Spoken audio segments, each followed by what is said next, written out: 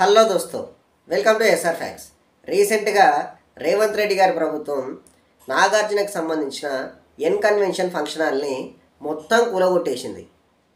ఆయన చెరువును మొత్తం ఆక్రమించేసి ఆ ఎన్ కన్వెన్షన్ ఫంక్షన్ హాల్ని కట్టాడని చెప్పి ఒక అభియోగంతో కోర్టు స్టే ఆర్డర్ ఇచ్చే లోపే దాన్ని మొత్తం కూలగొట్టేశారు, నేలమట్టం చేసేసారు అధికారులంతా హైడ్రా అనే పేరుతోని.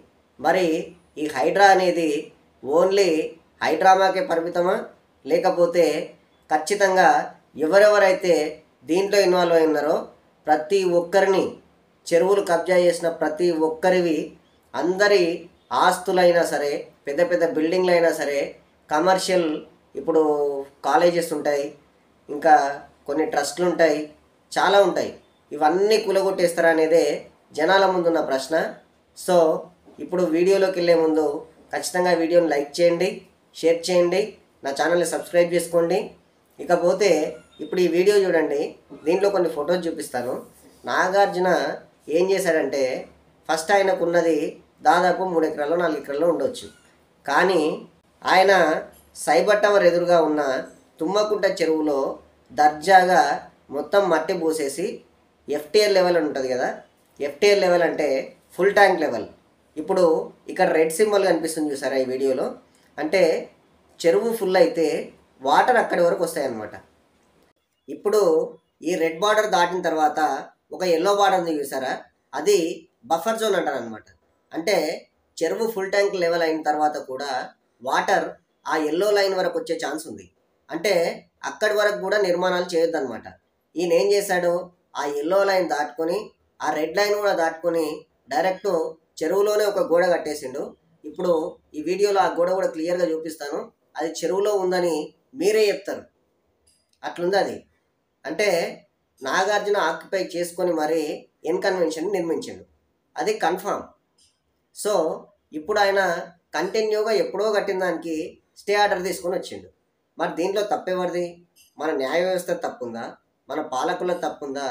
ఇవన్నీ మీరు కామెంట్స్ రూపంలో ఖచ్చితంగా రాయండి, ఎందుకంటే జనాలకు కూడా నిజాలు ఏంటో తెలియాలి కాబట్టి. ఫస్ట్ ఇక్కడ జనాలు క్వశ్చన్ చేయాల్సింది నాగార్జునని. ఇన్ని వేల కోట్లు సంపాదించుకొని ఇంకా సిగ్గు లేకుండా ఇలా చెరువుల్ని కబ్జా చేసి ఎఫ్టీఎల్ లెవెల్ ఇవన్నీ ఏవి చూసుకోకుండా తన ఇష్టానుసారంగా మొత్తం చెరువుల్ని కబ్జా పెట్టేయబట్టే సామాన్య ప్రజలంతా ఆ రోడ్ల మీదకి వెళ్తున్నప్పుడు రోడ్లపైన వర్షం పడితే వాటర్ అంతా రోడ్ల మీదకి వచ్చేసి వాళ్ళు ఎక్కడలేని ఇబ్బందులు పడుతున్నారు.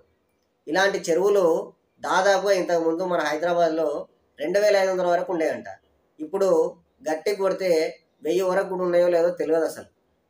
అలాంటి పరిస్థితికి వచ్చింది ఇప్పుడు.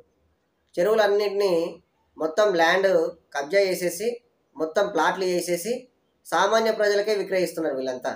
సామాన్యులు ఏమో పర్మిషన్స్ ఒక్కటి చూసుకొని అన్నీ కొనేసుకుంటున్నారు. దాని తర్వాత అదంతా చూస్తే పెద్ద చెరువు, మరి వాటర్ పడ్డప్పుడు ఇంట్లోకి రాకపోతే బయటికి వెళ్తాయా నీళ్ళు? ఈ కబ్జా రాయలు చేసిన కబ్జాలన్నింటినీ గుర్తించి గత ప్రభుత్వాలు కూడా చాలా వరకు డిమాలిష్ చేసినాయి వాళ్ళ బిల్డింగ్స్ ఇవన్నీ. అయినా కూడా ఇది ఆగుతలేదు. అంటే 2014 నుంచే ఇప్పుడు 2024 వరకు బీఆర్ఎస్ హయాంలోనే ఉన్న చెరువులన్నీ మాయమైపోయినట్టు కాంగ్రెస్ వాళ్ళు రాజకీయంగా గేమ్ ఆడుతున్నారు. ఇప్పుడు బీఆర్ఎస్ వాళ్ళు కూడా వాళ్ళే వేసిరని చెప్పి వీళ్ళు గేమ్ ఆడతారు. వీళ్ళ మధ్యలో బీజేపీ ఇంకొక కొత్త గేమ్ ఆడుతుంది. అంతే, ఆడ నడిచేది ఇంతే ఎప్పటికైనా. ఇంతకుముందు బీఆర్ఎస్ గవర్నమెంట్ కూడా ఆ మధ్యన కూలగొట్టిన నాలాల పైన ఉన్న బిల్డింగ్స్ అవన్నీ చాలా వరకు. వీళ్ళు ఏం పెట్టుకున్నారు, యాజ్ పర్ గవర్నమెంట్ రూల్ ప్రకారం directorate of enforcement vigilance and disaster management కింద ఇవన్నీ కూలగొట్టేశారు. దీనికి గవర్నమెంట్ జీవో ఉంది. అంటే ఇప్పుడు గతంలో క్రియేట్ చేసిన డిఈవిఎం అనే సంస్థని హైడ్రాగా కన్వర్ట్ చేశారా అంటే లేదు. హైడ్రా అనేది కాంగ్రెస్ ప్రభుత్వం రీక్రియేట్ చేసిన ఒక కొత్త సంస్థ. ఇది హైదరాబాద్లోని ప్రభుత్వ ఆస్తుల్ని, చెరువుల్ని, కుంటల్ని, ఇంకా ప్రభుత్వానికి సంబంధించిన రకరకాల ఆస్తుల్ని కాపాడడానికే హైడ్రాని క్రియేట్ చేశామని చెప్తున్నారు రేవంత్ రెడ్డి గారి ప్రభుత్వం. హైడ్రా అంటే Hyderabad disaster response and assets monitoring and protection. ఇది హైదరాబాద్లో ఎవరైనా సరే ఇంచు గజం కబ్జా చేసినా ఖచ్చితంగా వాటన్నిటిని కూలగొట్టేస్తుంది అనమాట. చూద్దాం వీళ్ళు ఎంతవరకు పారదర్శకంగా ఉంటారు. ఇకపోతే గతంలో కూడా నాగార్జున గారు కట్టుకున్న ఎన్ కన్వెన్షన్ మీద కేసీఆర్ గారి ప్రభుత్వం అయినా అంతకు ముందున్న రాజశేఖర రెడ్డి గారి ప్రభుత్వం అయినా కూల్చడానికి ట్రై చేస్తే ఆయన స్టే తెచ్చుకొని దాన్ని కాపాడుకున్నాడు. కానీ రేవంత్ రెడ్డి గారి ప్రభుత్వంలో మాత్రం కాపాడుకోలేకపోయాడు.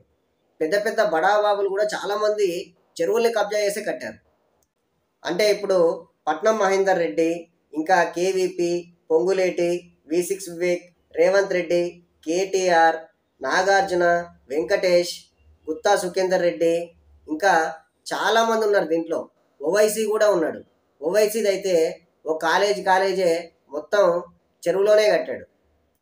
మళ్ళీ ఇప్పుడు నేను ప్రజలకు సేవ చేస్తున్నాను కాబట్టి నా ఆస్తుల్ని ధ్వంసం చేయకండి అని అప్పీల్ కూడా చేస్తున్నాడు. అంటే ఇప్పుడు చెరువులకి ఇష్టం వచ్చినట్టు కబ్జా చేస్తారు, అన్నీ కట్టేస్తారు, కానీ కూల్చకూడదు. ఇది ఎక్కడ న్యాయమో మీరే కామెంట్స్ రూపంలో తెలియజేయండి. అంటే ఇప్పుడు ఇందులో మొత్తం బీజేపీ వాళ్ళు ఉన్నారు, బీఆర్ఎస్ వాళ్ళు ఉన్నారు, కాంగ్రెస్ వాళ్ళు ఉన్నారు, ఎంఐఎం వాళ్ళు ఉన్నారు. అందరూ కలిసికట్టుగా చెరువుల్ని మొత్తం మాయం చేస్తూ జనాల ముందు గట్టిగా నటిస్తున్నారన్నమాట. మీరే ఆలోచించండి.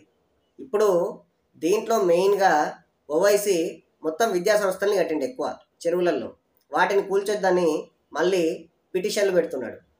అలాగే చాలామంది కూడా ఎన్టీఆర్ ట్రస్ట్ అని ఉంటుంది ఒకటి, అది కూడా చెరువులోనే కట్టినట్టున్నారు. ఇంకా చాలా వరకు ఫామ్ హౌస్లు, గెస్ట్ హౌస్లు అన్నీ మొత్తం చెరువులోనే కట్టుకున్నారు అంతా. మరి వీళ్ళకి కూల్చకపోతే ఎట్లా? వీళ్ళందరినీ కూల్చి ఎవరినైనా వదిలిపెట్టమని చెప్పాలి. ఇప్పుడు ఈ కూల్చడంలో కూడా హై క్లాస్ వాళ్ళు ఉంటారు, మిడిల్ క్లాస్ వాళ్ళు ఉంటారు, లో క్లాస్ వాళ్ళు ఉంటారు. హై క్లాస్ వాళ్ళే కూల్చితే వాళ్ళకి ఏం ప్రాబ్లం కాదు, వేరే దగ్గర వెళ్ళి కట్టుకుంటారు. కానీ మిడిల్ క్లాస్ వాళ్ళు, లో క్లాస్ వాళ్ళు చాలా ఇబ్బంది పడతారు. కాబట్టి గవర్నమెంట్ వాళ్ళకి వేరే ప్లేస్ చూపించి వాళ్ళని అక్కడ కట్టుకోమని చెప్పి ఇక్కడ కూల్చేస్తే బాగుంటుంది అనేది నా ఉద్దేశం. గవర్నమెంట్ ఉద్దేశం ఏముందో మనకు తెలియదు. ఇప్పుడు నాగార్జున గారి ఎన్ కన్వెన్షన్ కూల్చివేత వెనక చంద్రబాబు నాయుడు గారి హస్తం ఉందని కూడా చాలామంది కామెంట్ చేస్తున్నారు కదా. నాకు కూడా అదే కరెక్ట్ ఏమో అనిపిస్తుంది. ఎందుకంటే కేసీఆర్ గారైనా రేవంత్ రెడ్డి గారైనా ఇద్దరు నారా చంద్రబాబు నాయుడు గారి శిష్యులే. కానీ ఇక్కడ కేసీఆర్ ఏమో వినడు, రేవంత్ రెడ్డి గారు వింటారు ఖచ్చితంగా. కాబట్టే రేవంత్ రెడ్డి గారు అధికారంలోకి రాగానే ఫస్ట్ ఎన్ కన్వెన్షన్ కూల్చేసిండు. అందులోనూ నాగార్జున గారు జగన్ గారికి చాలా క్లోజ్ అని కూడా చాలామంది చెప్తుంటారు. మీరు కూడా నాగార్జున గారు జగన్ మనిషి అవ్వడం వల్లనే ఆయన ఎన్ కన్వెన్షన్ని కూలదోసారా అనేది మీ కామెంట్స్ రూపంలో తెలియజేయండి. వీడియోని లైక్ చేయండి, వీడియోని షేర్ చేయండి, నా ఛానల్ని సబ్స్క్రైబ్ చేసుకోండి.